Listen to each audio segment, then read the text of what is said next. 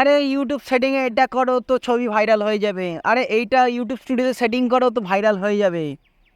তো আমরা আসল কথা বড় বড় ইউটিউবারের কথা শুনে কি ভুল করি, তার আগে জানি ইউটিউবাররা এইসব ভিডিও কেন করে। কারণ তারা ভিউজ পাওয়ার জন্য।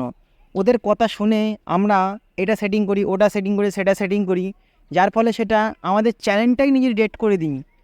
তো তারা তো ভিউ পেয়ে যাবে, কিন্তু আমরা কি পাগলের মতন ভুলভাল করি। দেখো, ইউটিউব সেটিংয়ে বেশি কিছু লাগে না, জাস্ট কয়েকটা মাত্র সেটিং।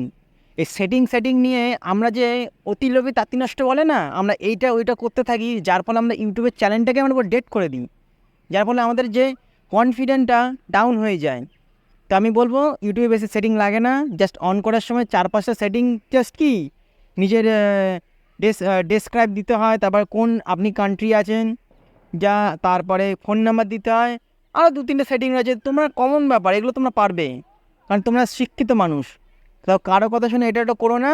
আর দ্বিতীয় কথা, যখন তোমরা আপলোড করবে ছবি, জাস্ট টাইটেল লিখবে, ডেসক্রিপশন দেবে অ্যান্ড ট্যাগ দেবে, এই 3টে দিলেই এনাফ। আর কিচ্ছু দরকার পড়ে না। এরা যে বলে এটা করো সেটা করো ওটা করো, না। ইউটিউবে ভাইরাল ছবিটা কখন হয়? যখন তোমাদের কন্টেন্টটা ভালো হয়, তখনই ভাইরাল হয়। তো রেডি থেকো নেক্সট ভিডিওর জন্য।